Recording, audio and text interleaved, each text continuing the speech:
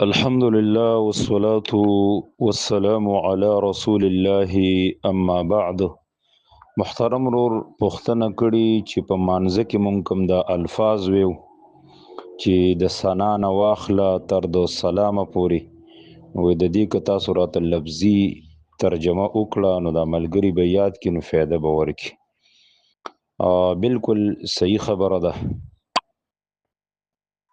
د ټولو نه اولن او چې کله سړی مانزه ته ودرېږي نو دی به تکبیر تحریمه وکړي، الله اکبر، دواړه لاسونه به پورته کړي د اوږو برابر یا غوږونو برابر، او الله اکبر به ووایي چې دې ته تکبیر ویلی کېږي. د دې معنی ده الله د هر څه نه لوی دی.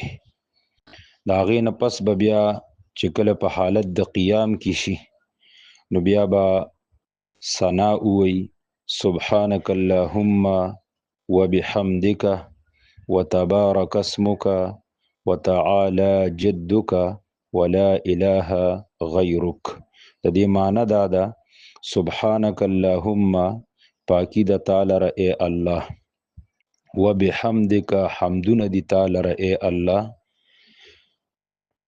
وتبارک اسمک، برکت والا دی نومستا، وتعالى جدك، اوچت شانستا، ولا اله غیرک، نشته دی حقدار د بندګۍ سیواستانه. دین پس به بیا تعوذ وی، اعوذ بالله من الشیطان الرجیم. د دې معنی دا ده پناه غواړم په الله سره د شیطان رټلی شوي نه. بیا به تسمیه وی، بسم الله الرحمن الرحیم. د دې معنی دا ده خاص په نوم د الله چې عام مهربانه دی او خاص رحم کوونکی دی. د هغې نه پس به بیا د سورة الفاتحه شروع کی. د هغې الفاظ دادي الحمد لله رب العالمین الرحمن الرحیم مالک یوم الدین ایاک نعبد وإیاک نستعین اهدنا الصراط المستقیم صراط الذین انعمت علیهم غیر المغضوب علیهم ولا الضالین. دی پسی به بیا وی آمین. د دې معنی دا ده الحمد لله رب العالمین، ټول تعریفونه خاص الله لره دي چې رب د مخلوقاتو دی. الرحمن الرحیم، عام مهربانه دی خاص رحم کوونکی دی. مالک یوم الدین، اختیارمند د ورځې د جزا دی. ایاک نعبد، خاص تعالی را بندگی کو مونږه، و ایاک نستعین، او خاص تانه مدد غواړو ای الله. اهدنا الصراط المستقیم، روان کې مونږه په لاره نیغه باندې. صراط الذین، لاره د هغه کسانو انعمت علیهم چې تا انعام کړي په هغوی باندې. غیر المغضوب علیهم، نه لار د هغه کسانو چې تا غضب کړي په هغوی باندې. ولا الضالین، او نه په لار د ګمراهانو. آمین. یا الله دا دعا زمون قبول کړي. دا سورة الفاتحه دعا ده، د دې پسې آمین ویلې کېږي. معنی دا ده چې یا الله دا دعا زمونږ قبول کړي. دې نه پس بیا د قرآن کریم سایاتونه به وي یا یو سورت به وي. نو عام طور سورة الاخلاص معنی به درته زه وکمه، خو چې سورت لولې نو بیا به ته مخکې وې بسم الله الرحمن الرحیم، خاص په نوم د الله چې عام مهربانه دی او خاص رحم کوونکی دی.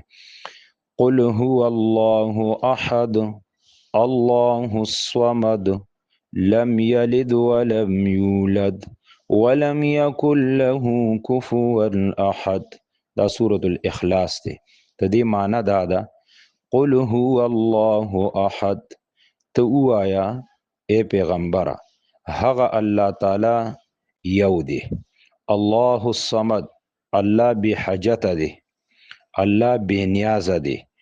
لم یلد، نه د اولان نه د الله نه څوک پیدا دی، ولم یولد، او نه الله د چانه پیدا کړی شوی دی. دویم معنی لم یلد، نه اولاد راوړی، ولم یولد، او نه پیدا کړی شوی دی. ولم یکن له کفوا احد، نشتا دلره برابر هیڅوک، یعنی د الله سره هیڅوک برابر او شریک نشته دی. نو چې کله دی دا صورت وي دې نه پس به بیا رکوع ته ښکته شي، نو په رکوع کې به وي الله اکبر، چې رکوع ته ښکته کېږي الله ډیر لوی دی. بیا به کم سے کم 3 پیری تسبیحات وي، سبحان ربی العظیم، سبحان ربی العظیم، سبحان ربی العظیم. پاکی د رب لره العظیم چې ډیر اوچت ذات دی، پاکی د رب لره چې ډیر اوچت ذات دی، پاکی د رب زما لره العظیم چې ډیر اوچت ذات دی. نو دا د رکوع پوری د مانځه چې کوم دی هغه ترجمه شوله.